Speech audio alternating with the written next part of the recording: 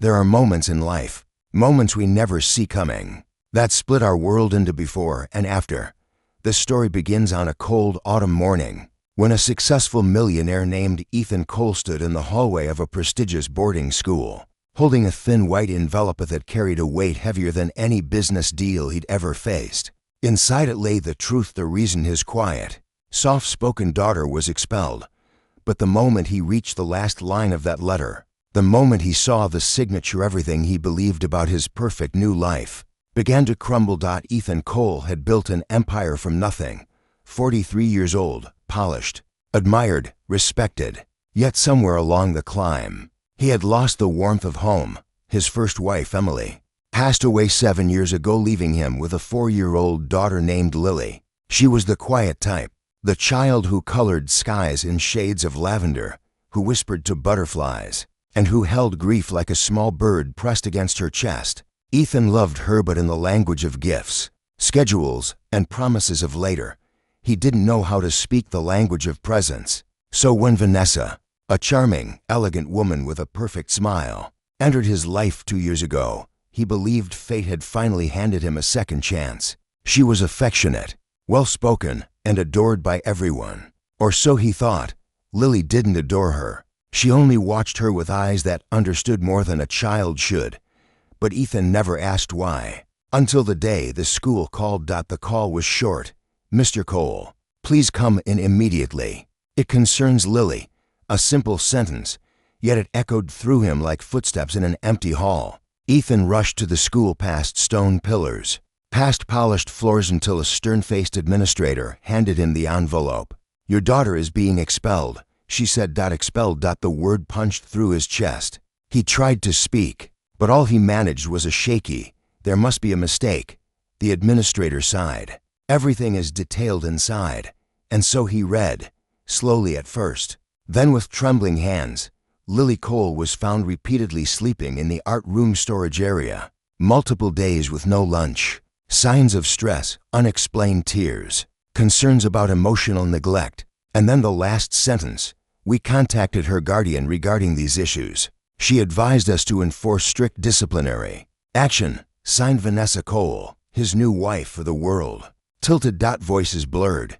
The hallway seemed to stretch into painful silence. Why would Vanessa sign something like this? Why didn't she tell him? Why wasn't he, her father, contacted first? His breath grew shallow. His heart pounded with a fear he hadn't felt since Emily died. But worse than the letter was Lily's face when he found her sitting alone on a bench outside. She wasn't crying. She looked used to it, like heartbreak had become a routine. "Lily," he whispered. She only glanced up, hugging her backpack tightly. He sat beside her. The silence between them was a fragile glass waiting to break.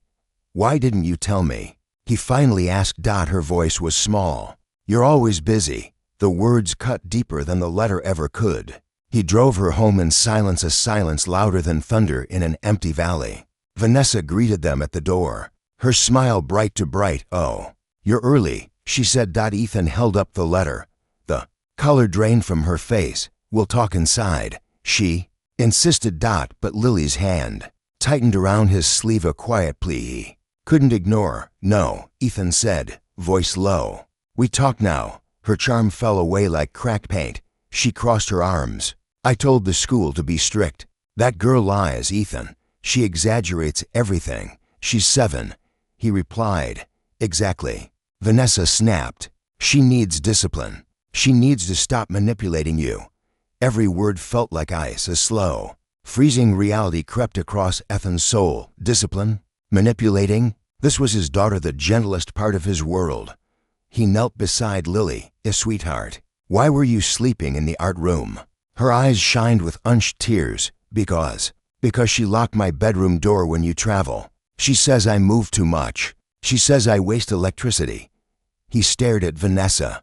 "Please tell me she's lying," he begged. "It's not what it sounds like," she muttered. "And the lunch?" Lily whispered. She said I eat too slow, so I should learn to manage without it.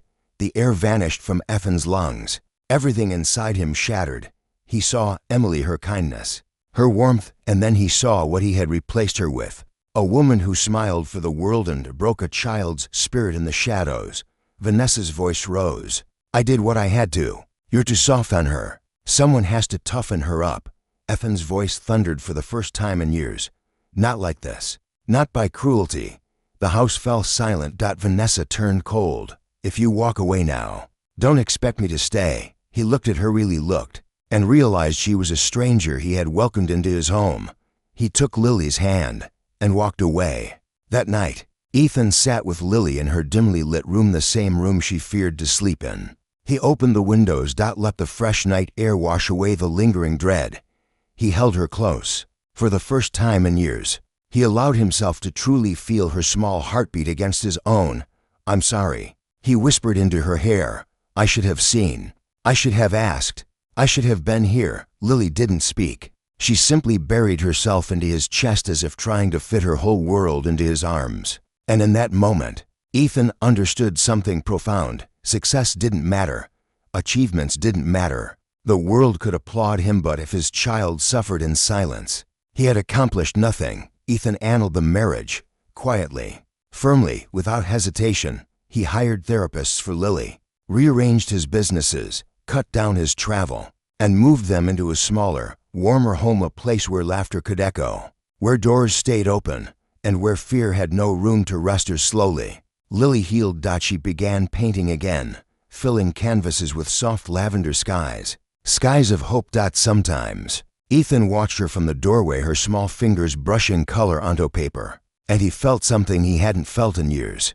Peace, the kind that comes from choosing love over pride, presence over success. Family over everything. And though the world still knew him as a millionaire, Ethan knew the truth. His greatest wealth was sitting right in front of him, smiling again, a heart touched, a life restored, a bond rebuilt. Because in the end, this is not just an emotional story, not just a heart-touching tale, not just an inspirational life story. It is a reminder that sometimes the most important signature is the one written on the heart of a child who simply needed to be seen. Story for Heart, where every tale reminds us what truly matters.